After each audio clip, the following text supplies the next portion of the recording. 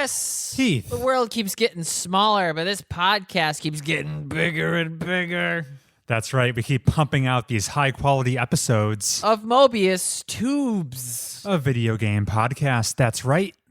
Heath and I are back. We're recording this on December 7th, 2025. That means we are a few days pre-Game Awards. I would say we don't know the winner, but we probably do know the winner. We don't know about all the cool announcements, though. So who knows if everyone else listening to this episode right now already has seen the trailer for Half-Life 3. Stop. Oh, God. As well as real trailers. As well as real actual trailers, they will debut. There's a teaser. Jeff Keighley's doing something in a desert, a big statue. Have you heard anything about that? That's got to be the next Skyrim world is desert. Initial theories were maybe a Diablo game, but those have been debunked. That is incorrect. So this is your chance to be Nostradamus, Heath. What is Jeff Keighley up to in the desert? Okay. It is actually going to be by Arxis. Arxis? Arc System Works? Arc System Works? It's a new fighting game in the desert. It's a new fighting game in the desert. The game is called Pocket Sand. And you blind your opponent and just hope one of your fists connects. The blind fighting the blind in this game. Please have. All right, Hot Shot. What's your prediction? It's going to be... What's that MMO-looking Chinese game? Genshin Impact. It's Black Desert Online. That's what it is. Oh. It's coming to the West. Only game I know with desert in the title, so that's why my head went there. To be determined. The listeners will probably hate this segment because they already know what it was. Yeah, Ever Brown content to start the episode. Moving on. Heath. Yes. How are you? How's your game playing been treating you? I've done nothing with nobody. I beat Slay the Spire with Lady Number 4. And I fired up more League of Legends hoping to rank up and give my opinion. League of Legends is not going to appear on my top 10 list for the year. I haven't put enough time into it yet. Now, have you reached out to friend of the show, Janice, for some hot tips and pointers? I think everyone heard me do so that one episode. And so far, I called him out. Radio silence. He's too busy rigging elections. Okay. I mean, that is his job now. Well, I can pick up the slack because I have 2 games to talk about. I need both games, Chris. Games that have never before appeared on this show for discussion. Oh, good. So that's fun. Okay. I'll start off with the older classic. The first game we'll discuss that I've been playing along with Samantha is Dead Space. Yeah. Ooh, very spooky. Yes, the classic survival horror game that was remade. It's not as classic as it could be. Not as classic as it once was. We're playing the 2023 remake. Which is fine. It's a pretty faithful remake. Notable differences are your main protagonist, Isaac Clarke, talks now. I guess he was a silent protag in the first game. He grunts in the first one. That's true. Anyway, we're getting a little ahead of ourselves. So what is Dead Space? This is the sci-fi horror game where you play Isaac Clarke, an engineer, going to visit a stranded planet buster harvesting vessel called the Ishimura out deep in space. It's basically been harvesting resources from a big planet. It's gone dark. Your wife was assigned to this ship, so of course there's some personal stakes there. You arrive. Vibes are immediately bad. Just your coworkers stealing your lunch out of the break room fridge. Right. A hostile workplace environment. Anyway, some sort of artifact was taken aboard the ship, a relic called the Marker, and it's apparently been transforming the crew into all sorts of gross nasties. The game calls necromorphs. Mind you, some of the crew love it because of the Scientology-esque religion in this franchise. Absolutely. Yes. They're like, give me that alien obelisk. So there's religious undercurrent here with like a borderline cult. They're very interested with life after death, which this Marker is providing, but maybe not the way they intended. Very quickly providing, yeah. And your job is basically to try to find survivors and get off the ship quickly. Why this now? Why this now? The honest answer is our mutual Steam family sharing partner, Nathan, bought the game. Oh, okay. And Samantha and I, we were between games we were playing together, and we were like, oh, it's been a long time since we played a horror game together. Yeah. Why don't we run it back? So I'll say my introduction to survival horror was documented on this very show a couple years back when I dipped my toes into the Resident Evil franchise for the first time. That was your introduction? Yeah. I assumed for the longest time horror games were too stressful for me. Okay. So I stayed away, avoided them like the plague. And now I'm playing some of the hits with just 2 Resident Evil games under my belt. Now I'm trying out Dead Space. And yeah, I've been sucked right back into this genre. The appeal is there.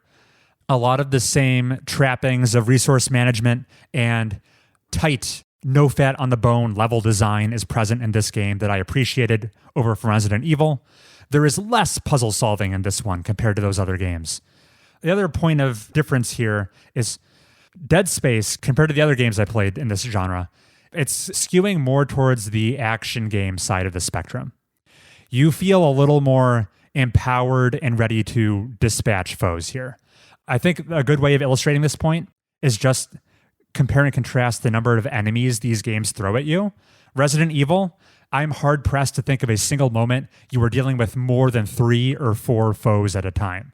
That's about the upper limit. That's all I can handle, too, is the guy crawling up the staircase, and then the creepy crawly on the ceiling, and then Mr. X stomping his way toward me. Right. I'm overwhelmed thinking about that. But Dead Space, 3 or 4 enemies, that's routine. We've had single fights where there's 9 or 10 who are coming at you. Would it be fair to call the necromorphs iconic? They're a pretty well-known video game enemy. Like a Goomba. Like a Goomba. And you stomp them like Goombas. Yes, very good, Chris. To preserve your ammo. Their gimmick does add to the horror, I feel. Any cadaver just laying on the ground ahead of you could pop goes the weasel into a sinewy mass. Sinewy, spiky mass. And the gimmick I was alluding to is to effectively dispatch enemies in Dead Space, you have to cut off their limbs. Yes. So shooting right at the center of mass, headshot or body shot. Inefficient. That's not going to conserve your ammo very well at all. So the fact that you're aiming for these appendages that are constantly wobbling around, they're long and spindly. Yeah. You're prone to miss shots shooting at those. It adds to the tension of you're trying to hit this relatively smaller target. You got to prune those branches and then throw them. Yes. So a little adding to the power fantasy that you are kind of empowered in this game. You get cool sci-fi powers like telekinesis. You can grab objects in the environment to hurl at foes. You can even have a stasis ability to stop people in their tracks for a brief window of time. It's as transformative as in Dishonored, you can crawl and sneak and knock somebody unconscious. But without blink, it's half a game. Without throwing bones at monsters in Dead Space, it's half a game. It's an essential part of your toolbox here because like in other survival horror games, bullets are precious. You don't have a massive supply of them. So you're combing through the environment to find them where you can. But a good way of conserving ammo is, you know how the Native Americans say, we use every part of the buffalo. Yes. Here I am in Dead Space trying to use every spiky bit I find from a corpse as I hurl them at the other guys still running at me. Yeah, you would be foolish to exit a combat area without just a femur hovering in front of you as you round the corner to the next area. I'm doing that as often as I can. Yeah. Either a spiky appendage or an explosive barrel. I'm constantly carrying things with me. Yeah. To hurl. So does Samantha have nicknames for these monsters the way that she does cutie pies and gentlemen? To cut the tension. These are all gentlemen. And to stress ourselves out a little bit less, we've been calling the necromorphs friends. There's a friend around the corner over there. Okay. As far as the horror element of this game, I think Resident Evil scared us a bit more. You guys are tough then. Initially, Dead Space was quite scary. We've got shadowy, claustrophobic corridors. We've got these horrible-looking monsters walking towards us. But I think the frequency of combat has been dialed up, and just the rate at which they're throwing things at you, I think you got habituated to it more. And the fact that Isaac does have a more powerful power set, you kind of feel like you can handle them. If ammo was no issue, I feel like I could just unload and deal with any threat. The fact that I have to constrain myself is where the horror is coming from. Right. So that's just harkening back to this game feeling a little bit more on the action spectrum. I have to fight back against you there. I think that the scariest from either franchise, not just the first game versus the first game, either franchise, the scariest thing in Dead Space, which as we all know, is the eyeball thing at the end of 2. Right, not in this game, in the sequel. Is much scarier than the scariest thing in Resident Evil. I can't even think of what the scariest thing in Resident Evil is. Maybe when a farmer in 4 goes up to Leon and goes, Baka-gooba. I mean, Mr. X, pretty scary presence in Resident Evil 2. Yeah, but he's so fun. He's dressed so nice. He's ready for a night on the town. It's true.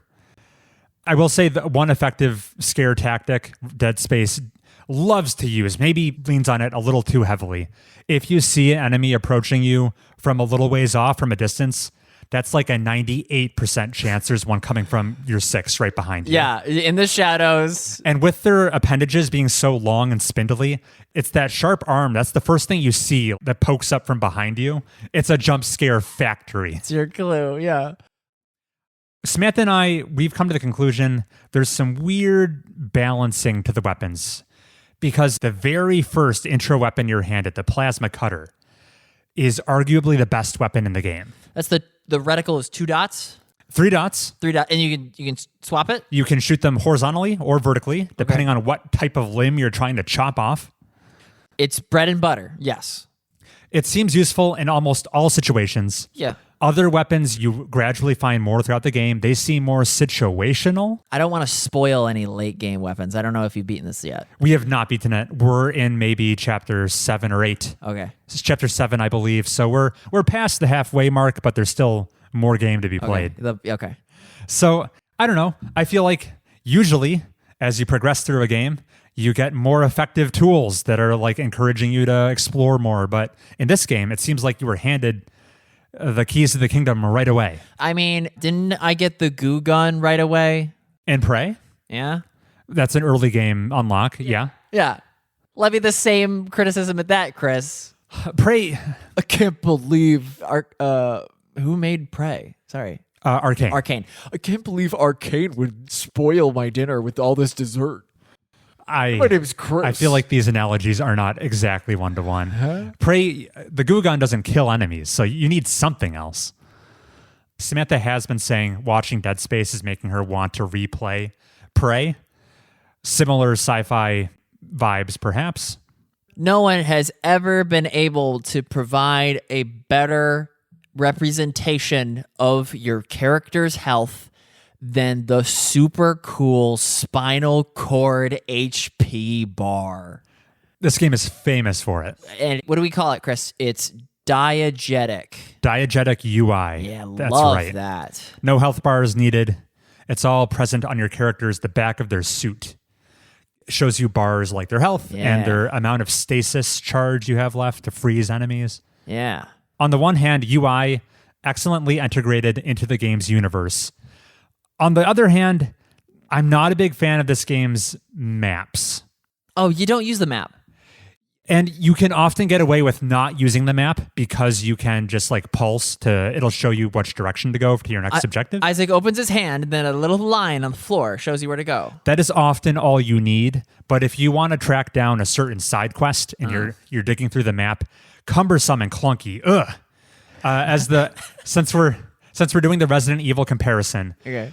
the map was a lifesaver in Resident Evil. It was so useful that it actually put me at ease in what was otherwise a very stressful experience. Doesn't it also just have like a question mark to indicate that there's more goodies where you just left? Yeah, it'll tell you if there's anything more to be discovered or if you can just write it off, never return. In a game that's so focused on zombies and death, amazing quality of life.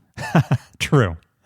Where that's just not the case in Dead Space, I'm afraid. The map, we try to pull it up, and every time we regret it. We just can't discern useful info from it. That was nitpick number 1 for Dead Space. Nitpick number 2 is I'm not a big fan of what I'm going to call the press 3 buttons to progress objective design in this game. Never enter an elevator with Chris, because he'll have to press the floor he wants to go to, the door close button, and God forbid you need to press a third. I think this trend was especially prevalent in the era the original Dead Space came out. This sticks out to me as probably what feels the most dated. Otherwise, this game feels like it could have just released yesterday. But a lot of the time to progress, the game will say, okay, your next objective is administer this enzyme in these 8 locations, or go my liver be like or go press these 3 buttons to turn engineering back on. Yeah. Anyway, it feels like busy work. I guess the fact that they numerically lay out what you're going to be doing for the next 60 to 90 minutes of gameplay, it's not very thrilling. It kind of spoils the surprise. I know I'm going to be doing a rote routine for a while. Better settled in and just get it over with. It eliminates the element of surprise of what might be coming next. I know I'm going to do a repetitive loop at least X number of times. Oh, okay. And they do it probably because if there weren't these constant roadblocks of, oh, we can't send the SOS beacon because this mechanism is broken. Isaac, you need to repair these 3 things to fix the SOS. If things didn't constantly go wrong that you had in a checklist style fix, the game would be over in about 2 hours. And we got to fill 3 games worth of content. Right. They need to stretch it out, pad that runtime. But those criticisms aside, I'm having a great time with Dead Space. We are not marathoning the game. It's too taxing to do that. So we are playing it in rather short sessions. We will have it done by the end of the year. We'll have final thoughts on the story, which is maybe of a secondary importance. It's really the emphasis on me is the atmosphere, the resource management, the very fun, enjoyable combat. It's so satisfying when you shish kebab these enemies and they're pinned against the wall thanks to the bones you skewered them with. Great game feel in that way. And that's Dead Space 2023. I'm liking it as much as I hope to. Yeah, that's all you really need. But that's enough about horror games. Moving on to the one other game I've been playing. A game that was up for nomination in at least one Game Award category. This year? This year. Okay. I'm playing some Ball Pit. Ball Pit. Which, if anyone is trying to search for this game, it is spelled Ball X Pit. Right. But the X is silent. Like Hunter x Hunter. Like Hunter x Hunter. I know anime. But unlike Hunter x Hunter, I enjoy Ball Pit. When I initially told you about this game, Heath, I think you responded, I didn't know that mobile game ad was an actual game. Right. Because playing Ball Pit, it kind of looks like those ads you see before a YouTube video where there's a guy fleeing like an endless horde of zombies behind him. Specifically a column headed toward your point of view. And you keep gunning them down with progressively larger weapons or something. Yeah, the game kind of looks like that, except it's a real game now. It kind of has the perspective of a Space Invaders, where you have a character towards the bottom of the screen. There are rows and columns of enemies advancing straight down at you, and you have to kill them before they reach the bottom of the screen. You do so by firing off hundreds and thousands of balls. You never reload. Do you Constantly reload. Okay. You reload almost as fast as you recollect these balls. Okay. Which has people calling the game kind of like a brick breaker style game. Yeah. Except there's not nearly as much emphasis ricocheting balls off your paddle. That's not really a thing that happens in the game, except for one character who does do that. So this arcadey style little bite-sized action game, it's also grabbing from the Vampire Survivors school of game design, where things ratchet up extremely quickly. The game, in many respects, by the end, it's almost playing itself. It's a roguelite, so runs don't last any longer than 15, 16 minutes in Ball Pit. I'm trying to escape the pit? You're just trying to survive. Okay. You survive against increasingly dangerous enemies. You fight too many bosses and one major boss, and then you call it a day. All in the span of 15 minutes. Much like Vampire Survivors, you are constantly leveling up, looking for synergies of new types of primary balls to equip. They come in flavors. You'll have seen these types of abilities in plenty of games, but there's an area of effect balls that whenever it bounces on an enemy, it affects every enemy in its row, all with a laser. Cool. Or balls that apply status effects that'll poison foes that they bounce off of. This is all well and good. You're hunting for synergies because if you find the equivalent of like a Vampire Survivors treasure chest, you get to do some ball combinations. come in 2 flavors. You can evolve balls or fuse balls. We don't need to bother with the nitty-gritty details. Is there a ball that slows the enemies down? Of course there are. Are they called snowballs? They're definitely ice-related. All right. I don't know if they're snowballs. Okay. But once again, you are trying to mix and match these balls' abilities so that they synergize. Maybe have that laser ability that hits multiple enemies at once. Fuse that with poison. So now you're applying poison to lots of guys. You're also fusing these balls to free up inventory space. You're very limited. You can only hold 4 balls. So if you fuse them together, that frees up room to collect more. Yeah. So far, so Vampire Survivors. This is a whole genre of games now. I think they've been called Survivors-likes or Onion-likes. Because they have so many layers? I think the onion is due to, or no, my mistake, garlic-likes. Because of the garlic weapon from Vampire Survivors that Poe uses. Okay, I don't love that nomenclature. Yeah, it's pretty niche and misleading. Now, I'll say, Heath and I, we dove into Vampire Survivors when that was the hot new thing 3 years ago. We did. And let me know if I'm putting words in your mouth, Heath. I haven't touched any other games in this genre until now. None come to mind. Yeah, I have to agree. I felt like I was pretty sated by just playing Vampire Survivors. This one grabbed my attention for 2 reasons. One, it's a little more active. More of your attention is demanded than in Vampire Survivors because, in addition to moving your character around and avoiding projectiles, since you're shooting these balls rapidly, you are trying to line up the correct angles such that your balls will ricochet as much as possible. Basically, you're looking for pockets in the foes the balls can go into and then bounce around a whole bunch before they return to you, instead of just bouncing off linear surfaces and coming right back. So there's a little more. That's Ball 101. That's Ball 101. The other thing about this game that attracted me to it is I heard mixed but interesting things about the entire second part of this game, which shares very little with its more active gameplay doing the runs route.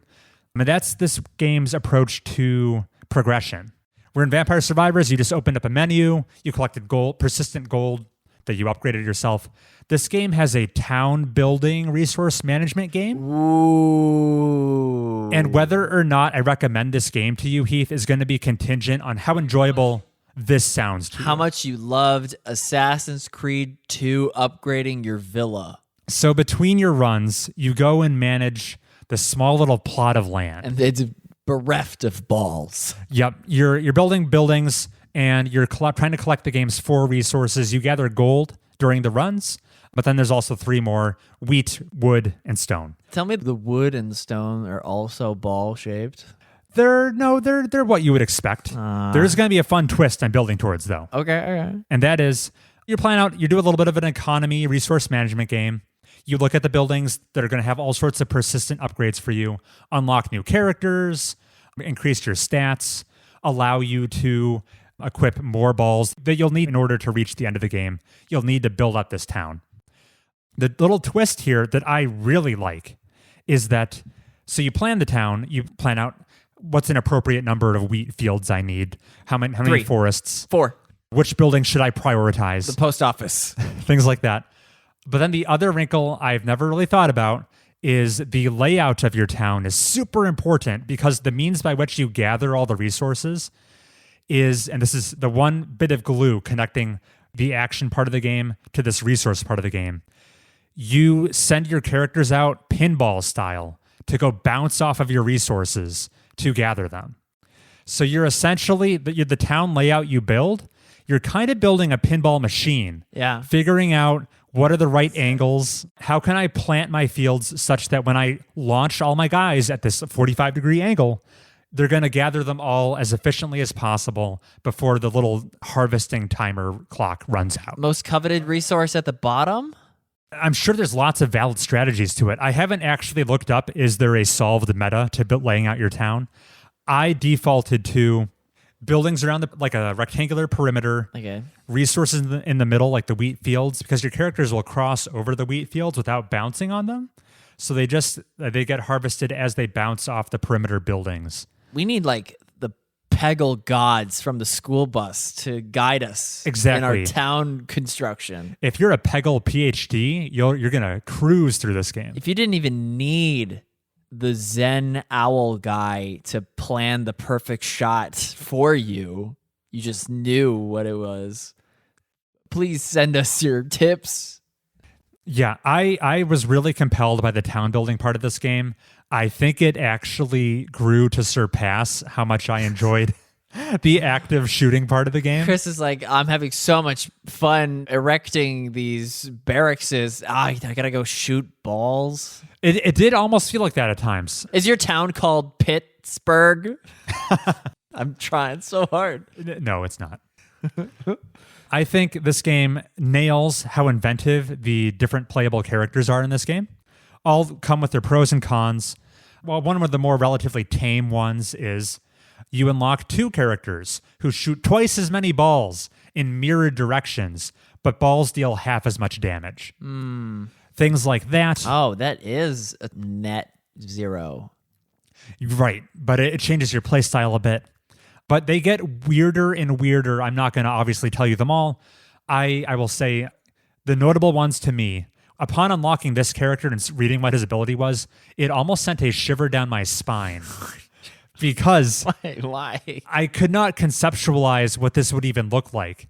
His ability was turns ball pit into a turned-based game. And I was like, what does that even mean? So immediately I had to go find out, which I won't explain right here. Okay. But yeah, completely paradigm altering.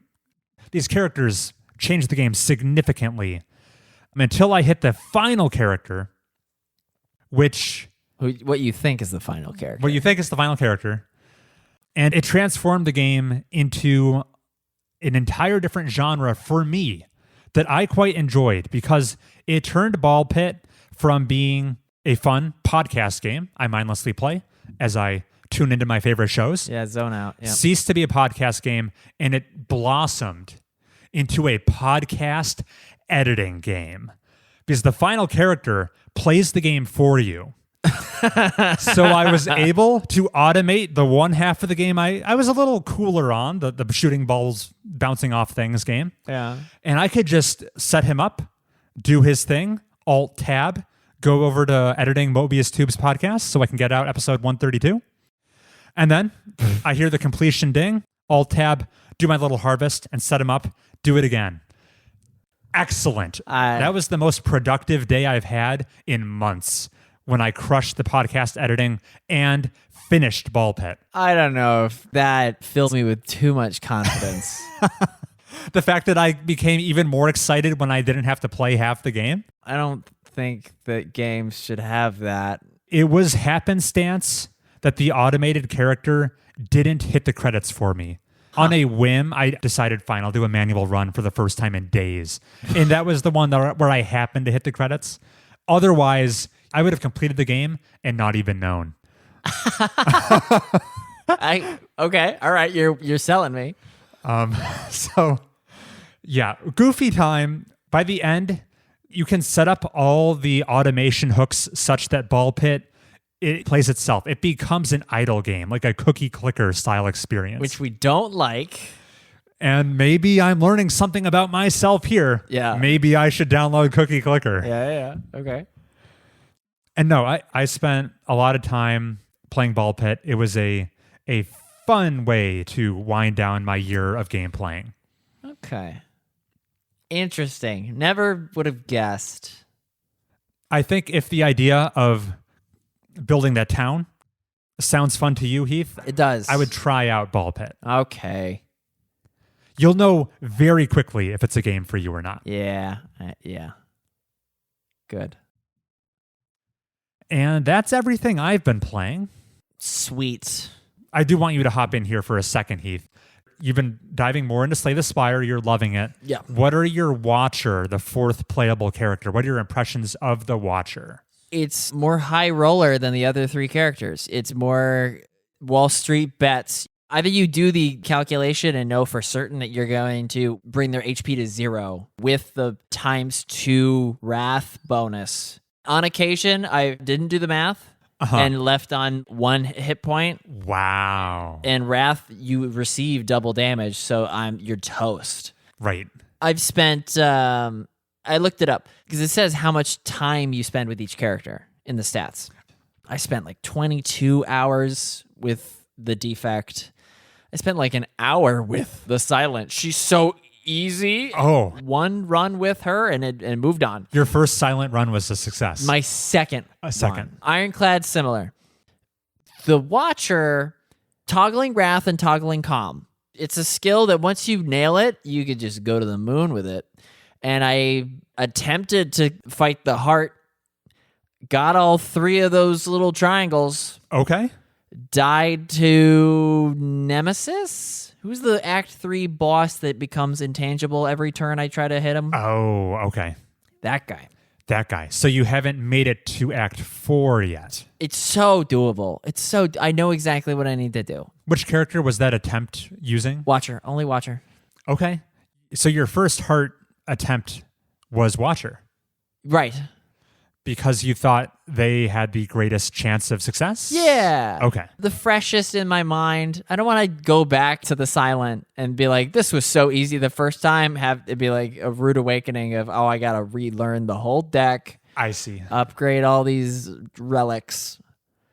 Am I gonna beat it before the end of the year? I hope so. That would make it more formal on my list. You've beaten it, maybe just not seen everything there is to see. Right. Yeah. So look forward to that. And then Roottrees. I did however many hours worth of Roottrees Mania. Are we talking about the bonus chapter? The bonus chapter, yeah. Okay. I've read a bunch of articles. I've collected a bunch of evidence. I have not locked in a single identity. It's fun. I feel like I would be more positive on it if I was making headway. But this guy had so many affairs.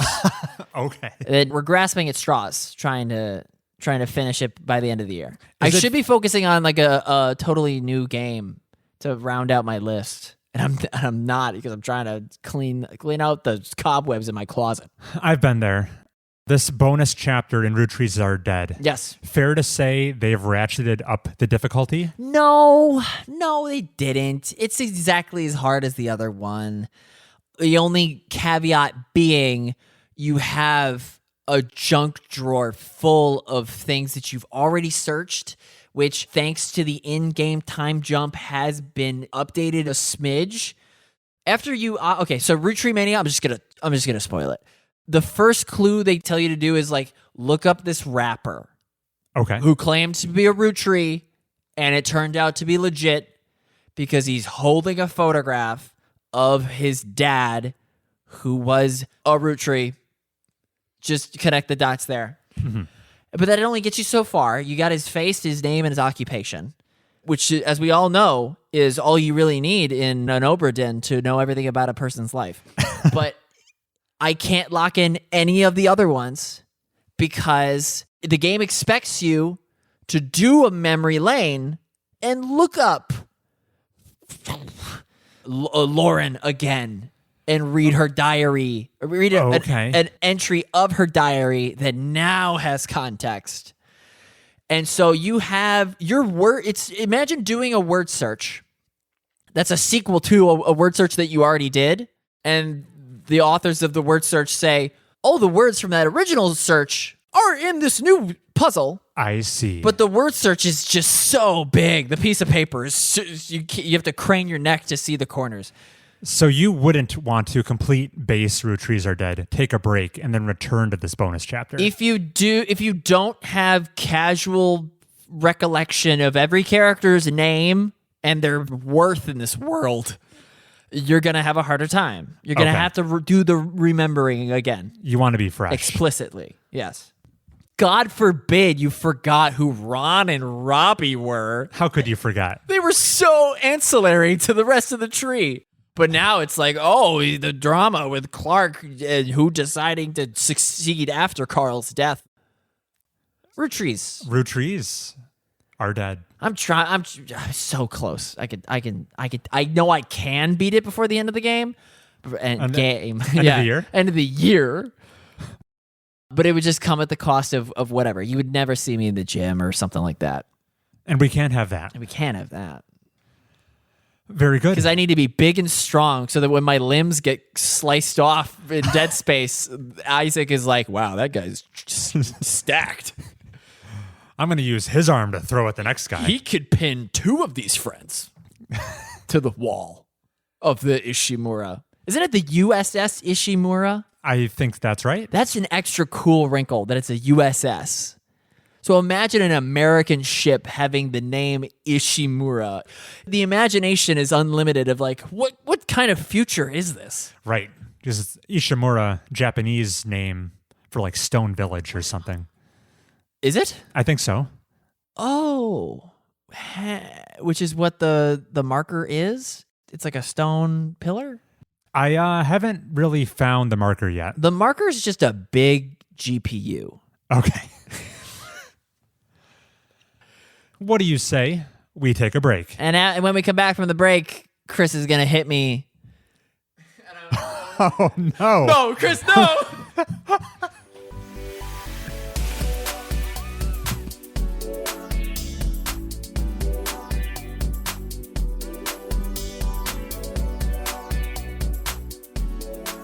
I hung out with my 4 nieces yesterday.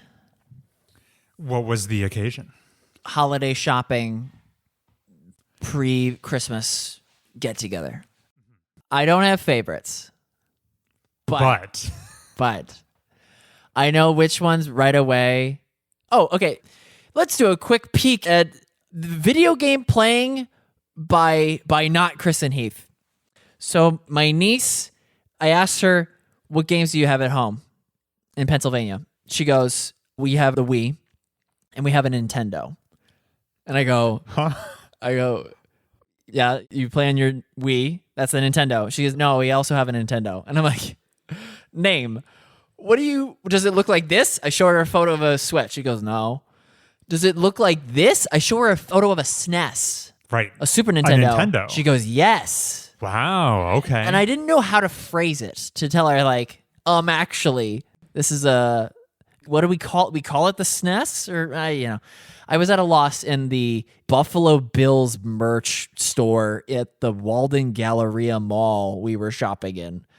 But then also, quick shout out to Justin's dad, who I'm going to say it, at Chris's dad's wake was playing Clash Royale next to us.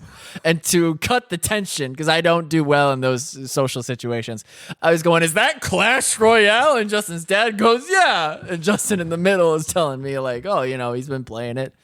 And I just thought that was a fun. I never would have expected of all people to be playing Clash Royale. I would have thought it would be one of my 4 nieces when they're not busy on their Nintendo. But it was Justin's dad. So there's all walks of life. Yeah, it's a real reversal of expectations there, where the youths are playing the Nintendo Entertainment System, right? And the retiree is hooked on that Clash Royale from a year ago, probably. I don't know when that game came out. Probably older than that, but yes, it's contemporary. Yeah. Are you thinking of Clash of Clans? There's many clashes. Clash of Clans is even older, right? Okay. I thought You can tell my mobile game expertise is a little bit lacking. Anyway, Heath, what did you get me? Oh, crap. It is our anniversary after all. Oh, hell. What are you talking about? November was when we first did this thing. And this is the first time we've recorded since November 30th, our anniversary. Oh, okay. Great. Yes, that's right. Happy anniversary, babe. Thank you. You shouldn't have. I totally remembered. Mobius Tubes, it's a podcast. We've been doing it for 7 years now. Our podcast can ride a bike. With a little bit of help from mom and dad. With a push and a shove downhill. So you're like, Chris, you've never made a big deal of this show's anniversary before. In 7 years, that's not exactly a very important milestone. Why are we talking about it today? Well, it's because we are a video game show, Heath. And 7 years happens to be the span of time a console generation will last. We've been around for the entire duration of about a console, give or take. Yes. So I felt like that was an appropriate amount of time that has passed for us to look back, do a little bit of reflecting. The topic of today's discussion is, what are some ways we've noticed the gaming industry or our gaming habits have changed since we started the show back in November of 2018? What's different now that we're in 2025? And it's just a fun time to look back, reflect, try to identify trends if we're so inclined. I have two ways we could tackle this. Okay. We can throw ideas up against the wall for a while, and at the end, I can try to cobble together a couple theses. Or we could lead with the top-down couple theses I have, and then go to the more specific examples. I feel much strongly about the second. You like that? Yeah. Okay. Trickle-down theses. Trickle-down theses. It worked under Reagan. It's working for me. Okay. That's great. At the end, I'll have some miscellaneous changes that I felt like didn't fall into any kind of category. But to kick things off, Heath, thesis number one, I think today, compared to back in 2018, where you choose to play games has never mattered less when it comes to impacting or influencing your gaming experience. As far as your platform of choice, you can take them or leave them. They're all going to give you more or less the same experience. And there's some reasons I can point to that were not the case back in 2018. Reason number one, video game exclusives have kind of gone away. More so than ever, games are being ported to any and all platforms. Nintendo is the exception that proves the rule here. They're a holdout.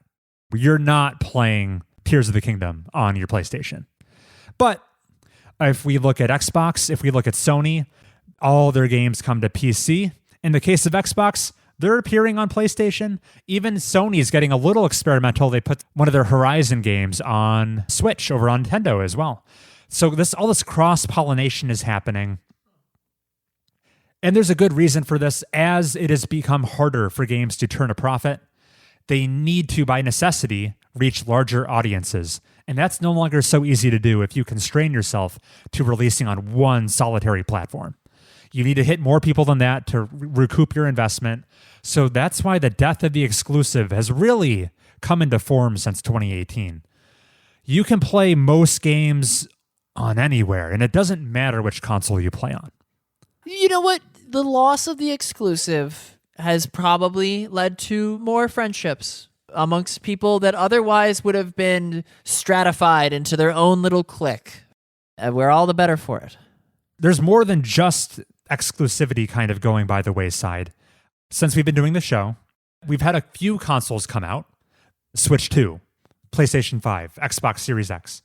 But these console launches have been the most iterative, the least novel. We're no longer seeing gimmicks, at least in the past 7 years we haven't. We go back more distant in time. Xbox One anchoring itself. This is going to be a Kinect device. We had the Wii U with its weird Fisher-Price tablet. We had the Switch being the first hybrid, but what's the Switch 2's gimmick? Maybe it has mouse controls for the one or two games that support that, but that's like an afterthought. What's the PS5's gimmick? It has a solid state drive instead of a hard drive.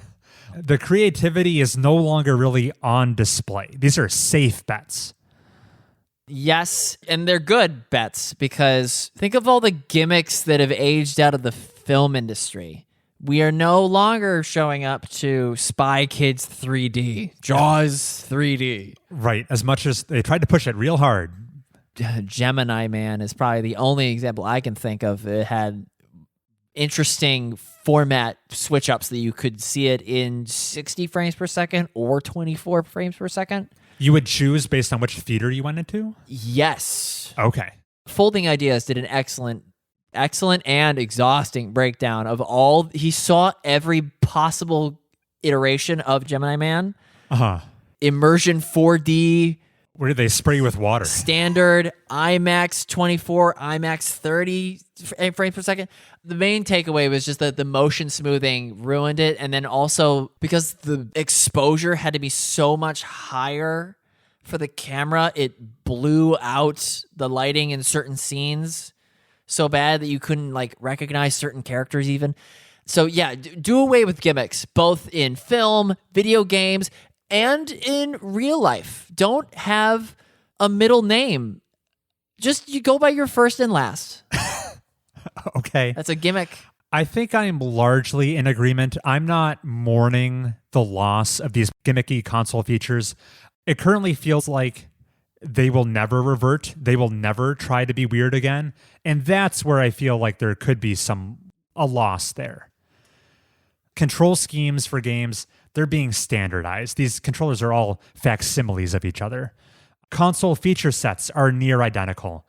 I think by and large, we're seeing this trend of no matter what you're playing your games on, it's becoming more homogenized. They're all trending in the same direction. I'd be sad to hear that they never get weird with it ever again. I was about to have the contrarian opinion. Let's bring back unique controllers. And then I thought of Lucas Pope's game on the play date with the crank. I thought better of it. Yeah, keep the N64 controller far away from me. But bring back the GameCube. People are hot on the GameCube. It had the best orbital button layout. The A in the middle being so big. So big. And then everything around it, because it's, should rest on the A. I certainly don't hate the GameCube controller, but I don't go to bat for it as hard as I know it's diehard It's fans. a better button layout. Sounds like we're mostly in agreement. Platforms, they're more homogenous now than they were 7 years ago. I agree, yes. All right, but maybe we'll disagree on thesis number 2. All right. Little by little, compared to 7 years ago, games are continuing to proliferate across the world and embed themselves in the culture even more. And I can point to this happening in a few different ways. The around the world part. I noticed, and maybe this is happening even earlier than what I'm pointing towards, but around 2023, I started to see, for the first time, big, high-profile game releases coming from new sources in the world that we haven't seen them before. I'm thinking about South Korea, with the likes of Dave the Diver, Liza P, Stellar Blade, China with its big, massive Black Myth Wukong. I know there are studios being spun up in the association with Sony over in India as we speak, but compared to 7 years ago, we're starting to get AAA console-style games from sources that previously had never outputted a game like that before. And I think that's cool. Moving on, as far as games proliferating across the world, one thing that's definitely new is we've seen the rise of more powerful handhelds. Pioneered by the Switch, proving the concept that, yeah, you can have a console that plays any old game and you take it on the go. And we've seen PC-like competitors like the Steam Deck and other ones too. It's a whole little cottage industry now that allow people to take... There's no longer this split, this dichotomy between handheld games and video games. No, it's any game you could play on your PC, you can play portably now. And that was not the case. Wait, no. What did you just said a wrong thing just now. Yeah? Any game you can play on your PC, you can play portably now? There are exceptions. Okay. But I'm going to say that's 85% plus can. I think the main ones that don't work on a Steam Deck are because they have some sort of like anti-cheat software installed, like Lenovo. I know Call of Duty doesn't run on Steam Decks because in order to get it to run, you have to tinker with your BIOS setting to do anti-cheat stuff. Okay. But no, pretty much anything will play on a PC handheld. But as a slideshow, like not well. If you boot up Crysis right now on a Steam Deck, it'll work. What? Yeah. It's a new era. Even Crysis? It'll run Crysis. Why is this so hard to believe for me? Why would I own a home console? It is going to play games in higher fidelity. That's not as big of a deal to me. Okay. Then maybe you should be looking at buying a Steam Deck. But I was thinking about buying the GameCube. What's it called? The Steam Machine. Do you prefer playing games handheld? I prefer kicking back, reclining, and looking at games on a larger screen. The game that I played handheld that I wish I could have played bigger and better was the real-time strategy combat of 13 Sentinels Aegis Rim. You played that on Switch. I played that on Switch. That could have been on your TV. You just elected not to. There were times, yes, I did have both, and I preferred the on TV version. Okay. Too bad I can't play my Steam Deck on my TV. I think you can. Yeah, I just plug an HDMI cable into it, right? Yeah. Here's where maybe the Steam Deck dream dies for you, Heath. You would not want to play Civ 7 on that. Right. The control scheme's going to be bad. Oh, yeah. Okay, that's the reason, is games where you need a mouse. And it can approximate like most shooters. It can approximate a mouse with the touchpads, but it's a poor man's solution. Right. So yeah, that bullet point, we're still on the thesis that is games have proliferated across the world and are embedding in the culture. And my point about handhelds is that gaming no longer needs to be this secluded activity you only do at home. You can take them out and about. You should not take certain games out and about. Play them on the bus. They must remain secluded. But to get to more to the thesis directly here, another change I'll point to that has altered since 2018, we have a lot more big, successful video game adaptations we can point to than we did back then. I'm talking about the Mario movie, the series of Sonic movies, the Minecraft movie. The Mario movie in particular cracked the top 20 highest grossing films of all time. Yeah. So while video game movies have been a thing for decades, we're finally getting financially successful ones that are resonating with audiences. We finally kind of cracked the code on adapting video games to film and TV. We've got a prestige TV show like HBO's The Last of Us, at least that first season, that people were gaga for. What's the best video game movie that should have done Mario movie numbers? It was Pokemon 2000. I would maybe nominate the World of Warcraft movie. Could have been big. There has been? Right. So that was back before 2018 where you get big properties, you try to adapt them to film, and they just bomb because they're so bad. Yeah. For a long time, it was said video game movies are cursed. You take these big properties, and they just do not translate. But now... Well, we've done it. That's because, have you seen the Doom movie? No. Not a single bit of Doom's DNA is in that picture. It is just an action vehicle for Carl Urban and Dwayne "The Rock" Johnson. Right. Older video game movies, they have so little in common with their source material. It's almost a misnomer to call them video game movies. Yeah. But no, that has changed definitely as long as we've been doing this podcast. It would be so interesting, Chris. If you weren't so old, I would love to see it. If I wasn't so old? No. If Dwayne "The Rock" Johnson were not so old, he could absolutely go to a movie studio and say, "We're making Doom again." Okay. With source material, with Doomslayer type imagery. Sure. And it would do better. I was about to say do Mario movie numbers, but no, it would do as well as any of his modern day bombs. Like, what was the gorilla one? Rampage? That's a video game adaptation. I think. Oh my God. I don't even know. I just stumbled into success. It's not a Freudian slip. I don't know what to call it. Coup de grace. How do you, it's just an amazing coincidence. Turn of events. Yeah, it's loosely based on the Rampage video game. By midway, 1986. Yeah. So, video games successfully translating to other mediums now.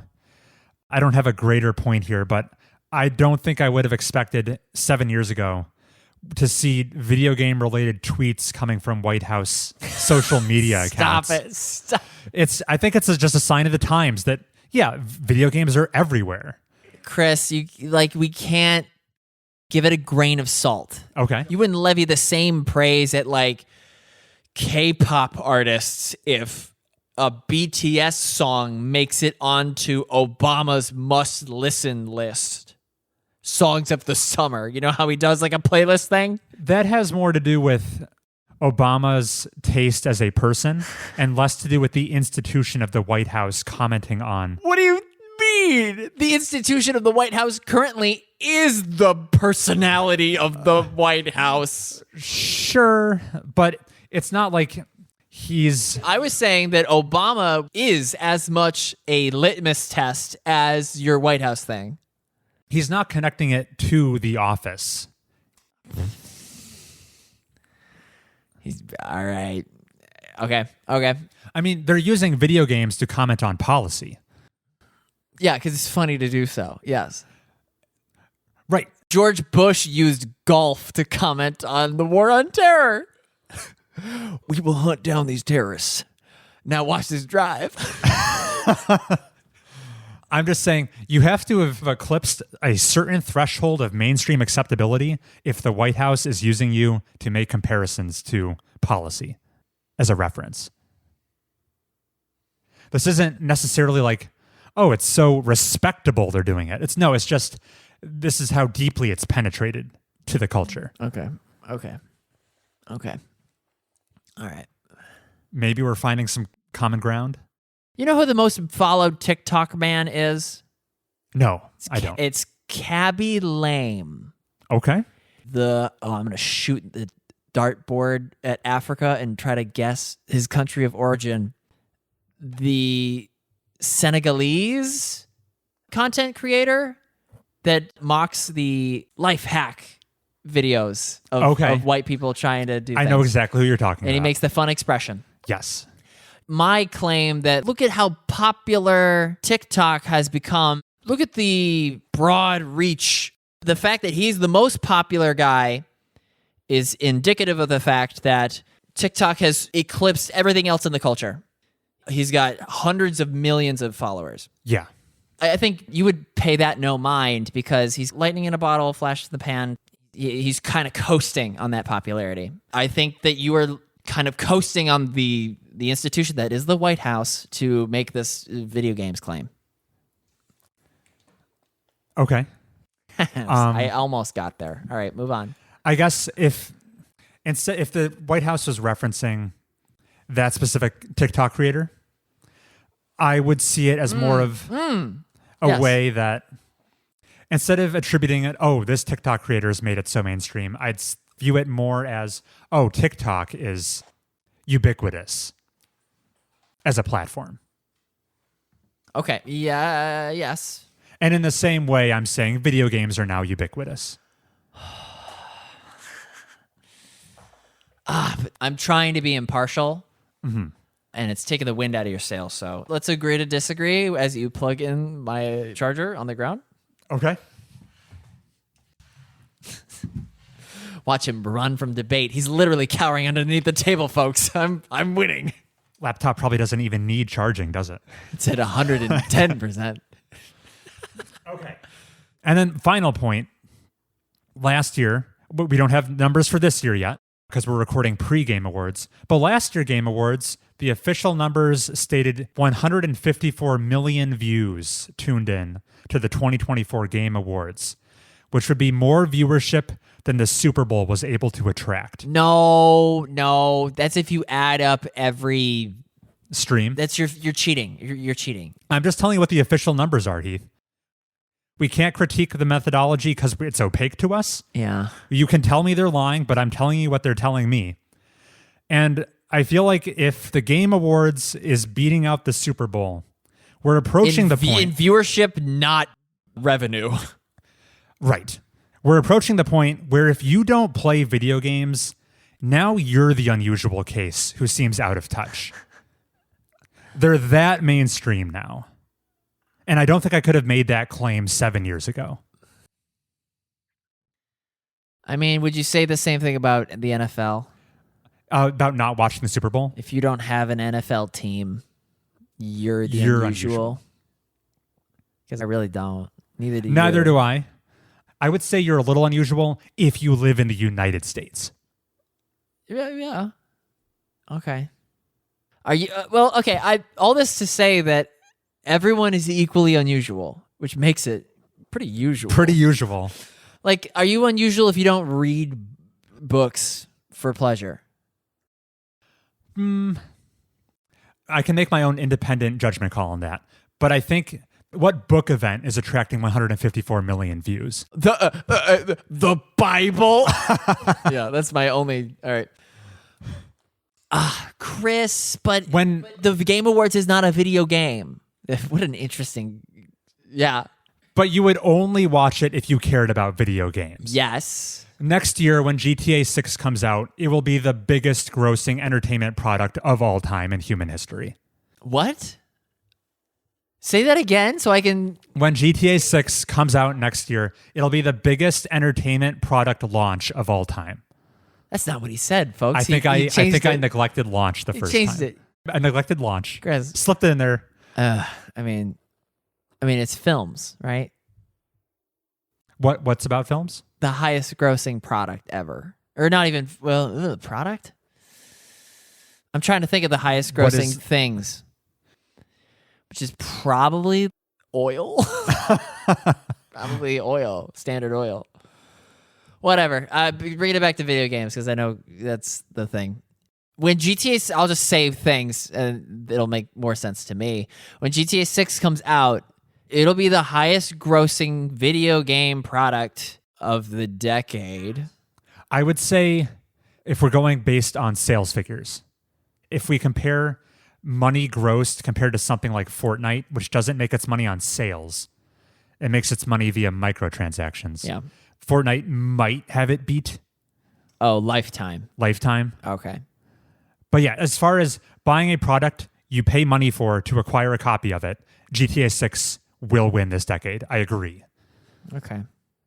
All right, reiterate your points and I'll either like them or not like them. Okay, that was me wrapping up thesis number 2. The games have even more seriously proliferated across the world and embedded themselves in the culture. I pointed to getting games from new sources, new countries, we've never seen them before. Okay, we wrapped up thesis number 2. Moving on to a shorter one, and my final real point here. Thesis number 3. We're seeing some cracks and cause for concern.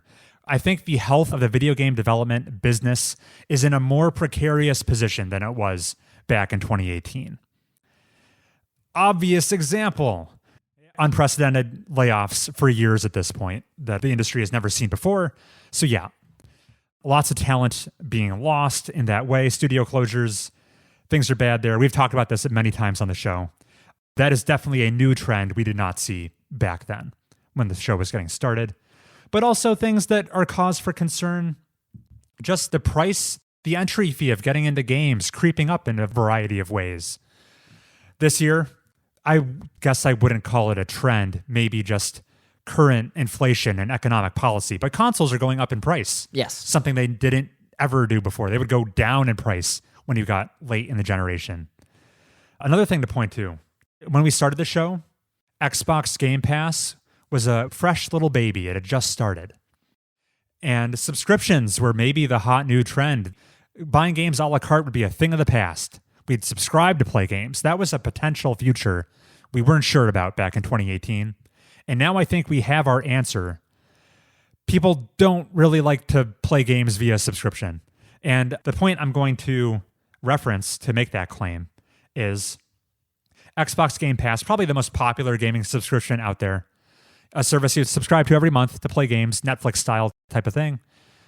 For years, it had the moniker, the best value, the best deal in gaming.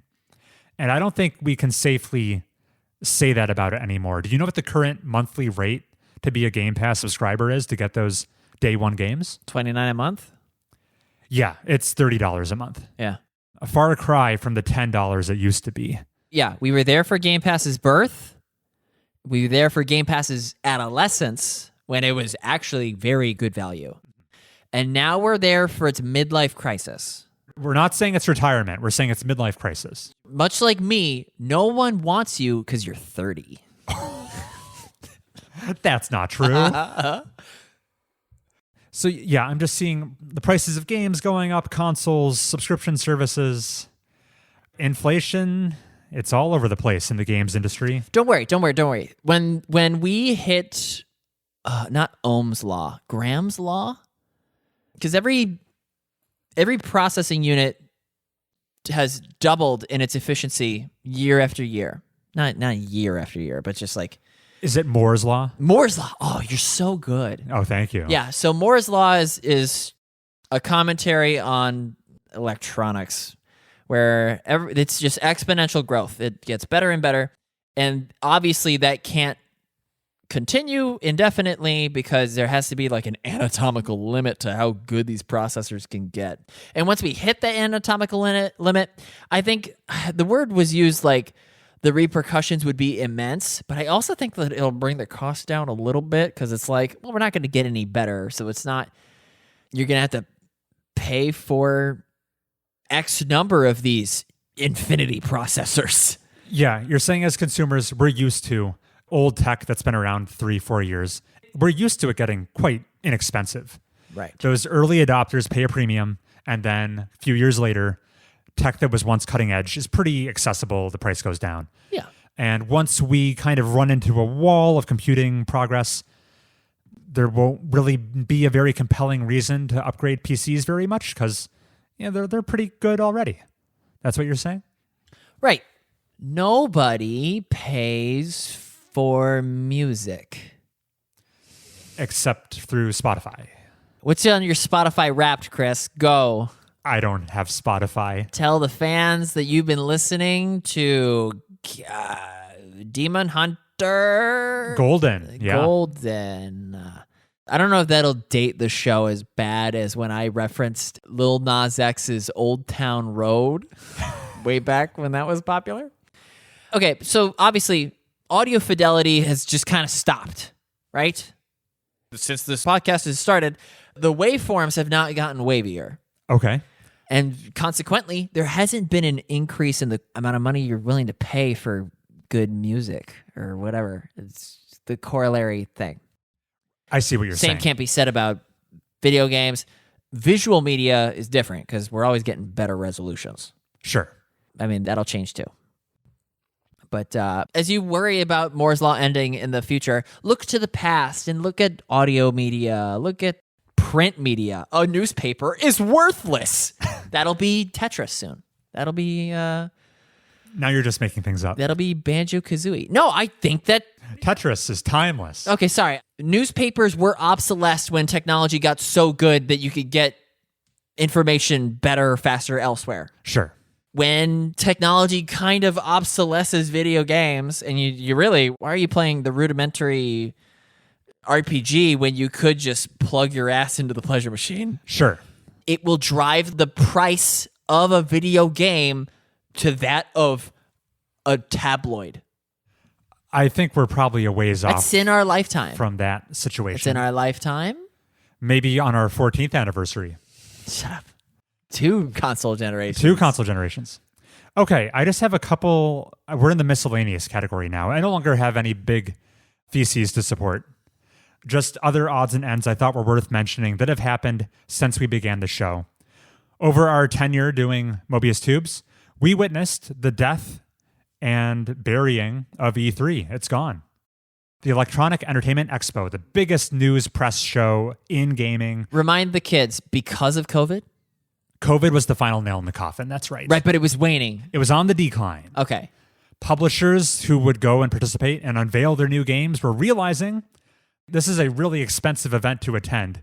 What if we just did it ourselves? Right. Stream directly to consumers on the internet.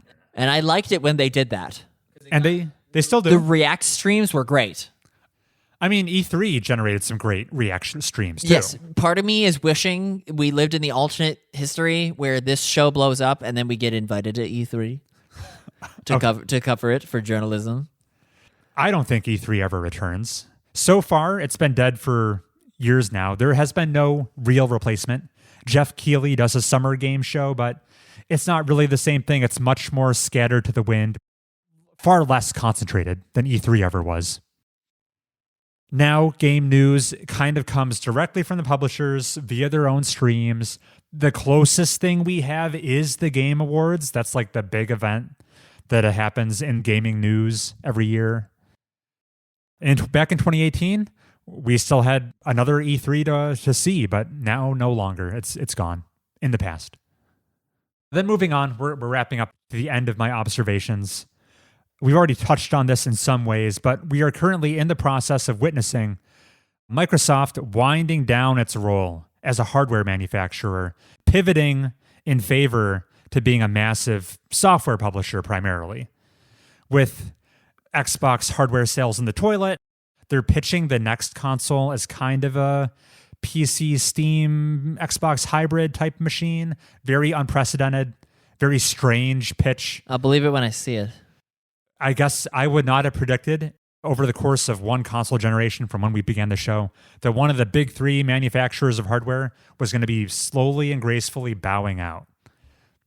Unexpected.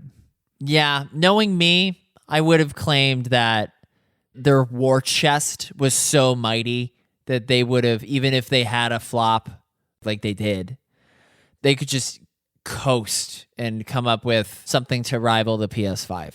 Sure. Use their immense capital to just keep on competing regardless. Yeah, just the Xbox 2.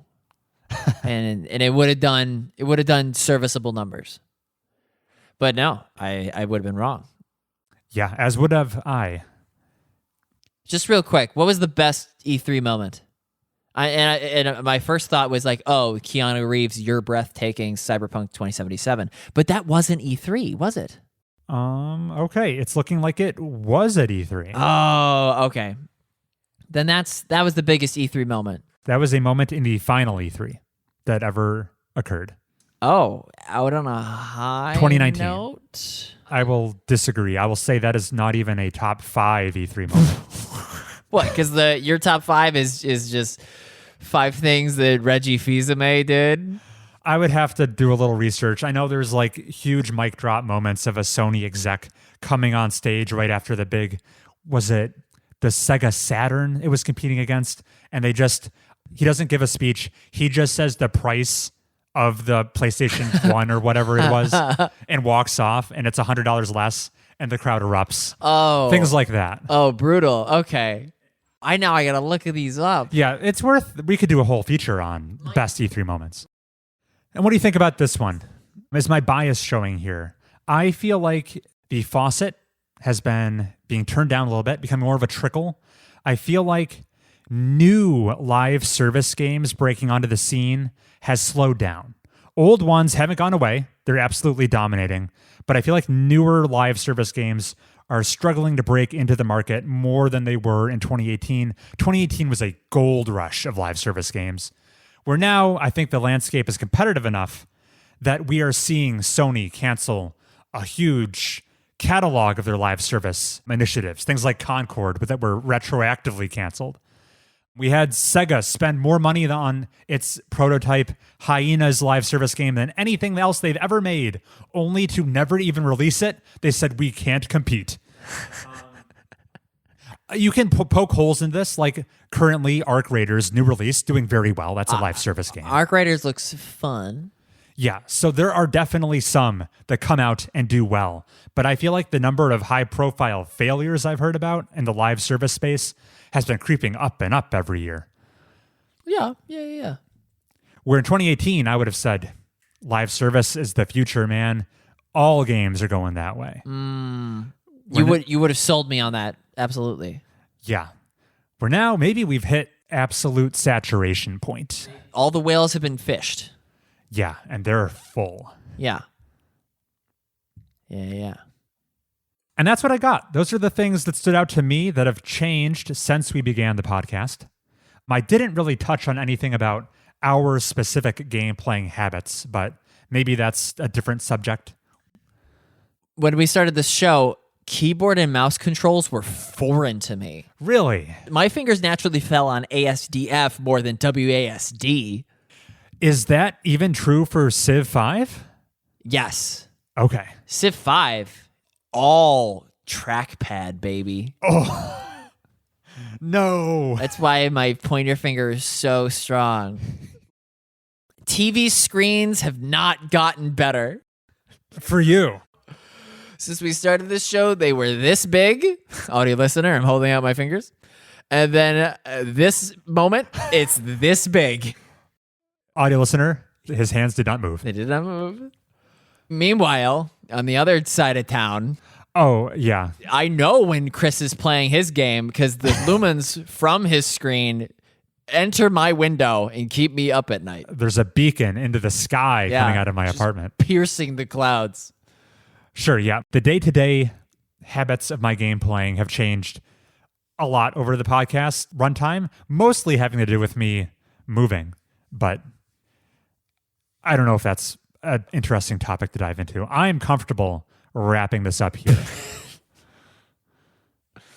If that's okay with you, Heath.